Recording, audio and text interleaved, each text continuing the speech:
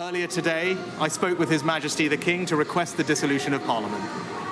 The King has granted this request, and we will have a general election on the 4th of July. These uncertain times call for a clear plan and bold action to chart a course to a secure future.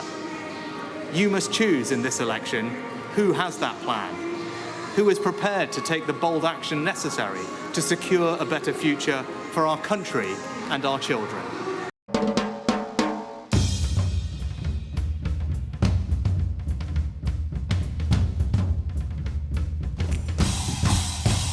That was Rishi Sunak earlier today announcing that we will be having a summer election after all. Now, on the special Spectator TV, I'm joined by Andrew Neil, the Spectator's chairman. Andrew, welcome. Thank you. First of all, your reaction to today's news? Well, I'm baffled by it. I was surprised. I didn't see it coming. I didn't expect it to happen.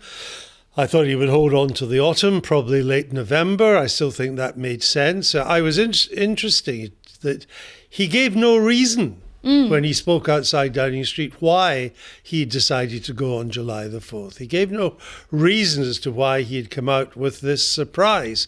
We just got the well-worn Tory themes that we've heard again and again, and which have resulted in Labour having a 20-point lead. And I'm not sure repetition of them is going to make that much a difference. So, as I say, baffled. To me, it kind of beggars belief. I don't understand the logic of it. No doubt people will now they'll be being briefed as to why he's decided to do this. But as I go through everything that could happen between now and November, look, I would say the Tories have a mountain to climb to win the election whenever it is. Pretty much, I think, mission impossible. But if they had a chance, it was a better chance in November than July. Why is that? Because a number of things are now coming right. Not in big ways, not ways that will convince the electorate, but it will be more obvious that they've come right by November. So we learned this week inflation was back down to almost 2%. But, the announcement of 1 month's inflation figures, that excites people like us. But, in the homes and bars up and down the country, they're not watching this. They still feel inflation's been very high. It takes a while to cut through. What would help, and of course by November you're probably in a better position to say, look, inflation has been down for 5-6 months now. We've conquered it. People think, yeah, that's a bit more convincing. Almost as important as inflation, if not as important, he needs interest rate cuts. Well, there can be no interest rate cuts before July the 4th now. The Bank of England cannot cut interest rates in an election campaign. That would be seen to be interfering with the election, just as the Federal Reserve in America doesn't cut interest rates or raise interest rates in the run-up to a US election, so the Bank of England can't do that here.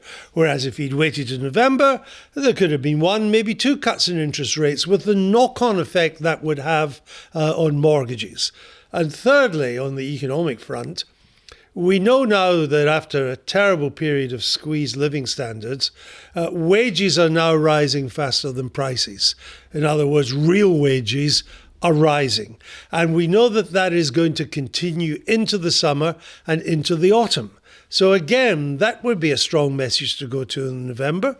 But at the moment, people ain't going to believe that their wages are rising faster than prices. They don't feel it. Because they don't feel it. So in 6 months' time, or whatever it be, till November, a sense that the inflation dragon really had been killed, that interest rates were also coming down, most important politically, mortgage rates, and that at last real wages were rising again.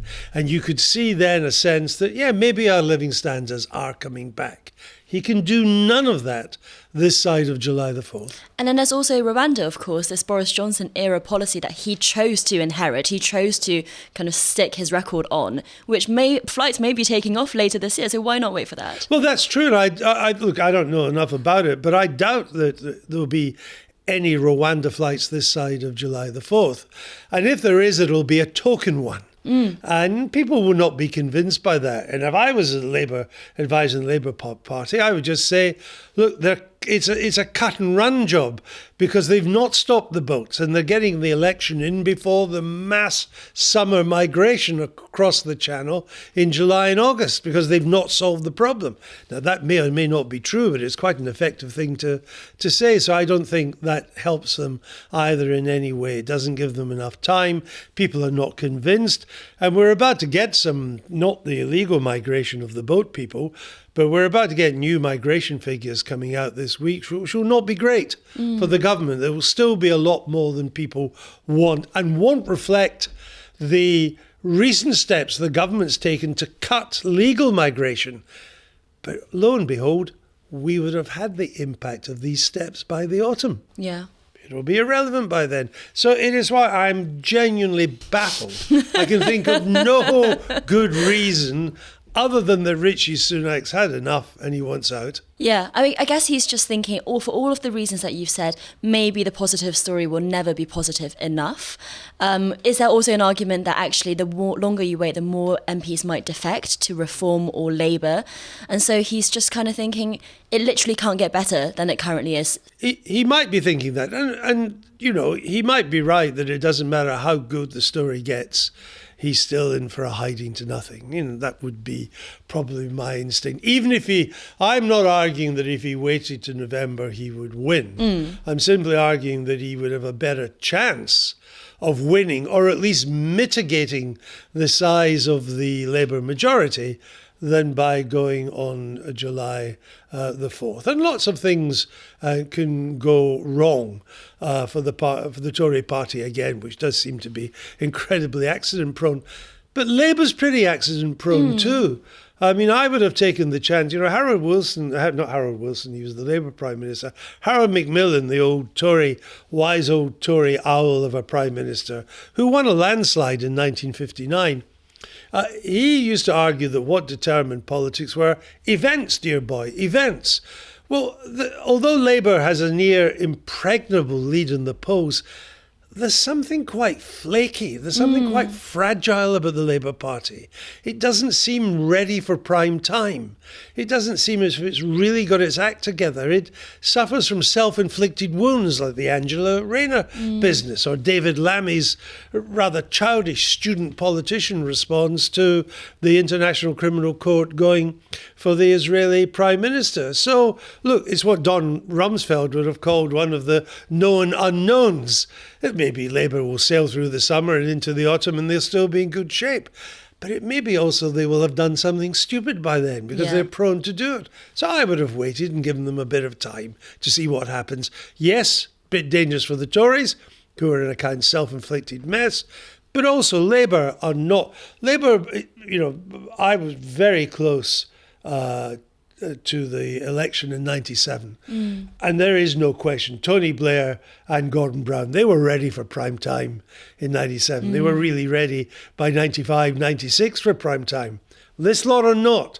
And I think the longer it goes on, the more that would have been rumbled. By July the 4th, no chance. Yeah. Very interesting. Do you think there's also something to watch out for, given the local elections and the Muslim vote and the way that turned out? You know, if the situation in Gaza gets worse, Netanyahu is even more hardlining his approach to the military operation, that Labour would have had even more fracturing. Well, Labour is now in a difficult position over Gaza, a little bit like Mr. Biden in America as well. There's a core part of the Labour vote which is Muslim, and that does not like the Starmer position on the Middle East. That could get tougher. There's also an unsavoury element, part of that vote as well, which could have become more prominent. You know, a long, hot summer, and you could see some pretty difficult things happening. Again, what have you got to lose? Yeah. I mean, if you look like you're really going to go to defeat, which I think is as I say, is what would happen to the Tories whenever the election is. So what's to lose by holding on a bit, just to see maybe some cards will fall in your way? What's to lose? Unless you just want out of it. Unless you've just decided, that's it, I've had enough. Let's just get this over with and I can head to Silicon Valley or even just back to his constituency in North Yorkshire. Yeah. It's a possibly quite a sad ending. Yeah, well, speaking of sad, let's talk about the optics of the speech, because as viewers will have seen at home, he was standing there with the rain getting heavier and heavier. No one could have given him an umbrella, apparently. The new Labour song, Things Can Only Get Better, blasting out and drowning out the Prime Minister in this emotional and big moment. Is that the best they could have done? I thought two things. The first, less important than the second. First of all, I thought it was a curiously lacklustre performance by the Prime Minister. It was just the old Tory songs coming out. As I say, no reason given as to why he's chosen July the 4th, and nothing new to say. That's one thing. That's a political thing.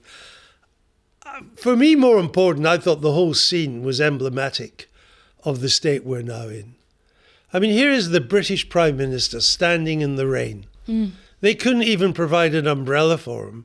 Why were they doing it outside anyway? They've built this new press room, which has all got wood panelling and looks prime ministerial and so on. But no, and they know this idiot's blasting out the music at the end of it. And by the way, why is he allowed to? He must surely be breaking laws about noise and decibels and so on.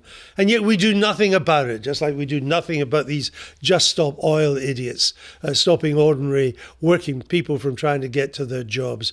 The combination of this diminished Prime Minister standing in the rain, getting soaked, with some buffoon playing music at the gates of Downing Street. I mean, would an American president, even Joe Biden, who's diminished himself, would they ever allow that? No would chance. Mr. Macron ever allow that? Even the German Chancellor, who just looks like an accountant, he wouldn't allow that either. That's not what how a British Prime Minister should be presented or how he should be treated. The police should have arrested that guy immediately and stopped the music immediately. And in fact, the press conference should never, or the statement should never have been scheduled for the outside. Yes. In the first place. I mean, I'm not sure I'm allowed to say this on Spectator TV, which is terribly well refined. But I mean, they really couldn't organise the proverbial piss up in a brewery. They really couldn't. Yes, absolutely. And well, Andrew, finally then, looking forward ahead to the next 6 weeks, is there any way for the Tories to turn this around? I don't think so, not in 6 weeks. I think we've reached a time when the country stopped listening to the Tories. It happened to John Major in 97. It doesn't matter what the Tories say.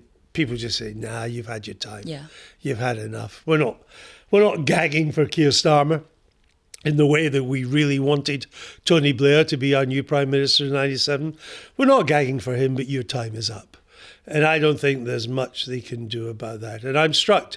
And I also think that even if the Tories in the next 6 weeks can get their message across that the economy really has turned a corner, I don't think that's the vote winner they think it is. Because I look at Mr. Biden in America, and he's got a much better economic record to run on re-election in November than Mr. Sunak has. And it's a much more well-established economic record of lower inflation, higher growth, massive job creation, real wages rising, living standards recovering.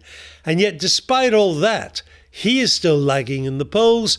And on the matter of the economy, Donald Trump is way ahead of him. So I don't think that the economy is really the winner, even if they get their message across. There is almost nothing they can now do. And I guess the biggest interest look, Labour could still make a total Horlicks of it in the campaign. But absent that, I guess what we're now reduced to for the election of 2024 is how big is the Labour majority?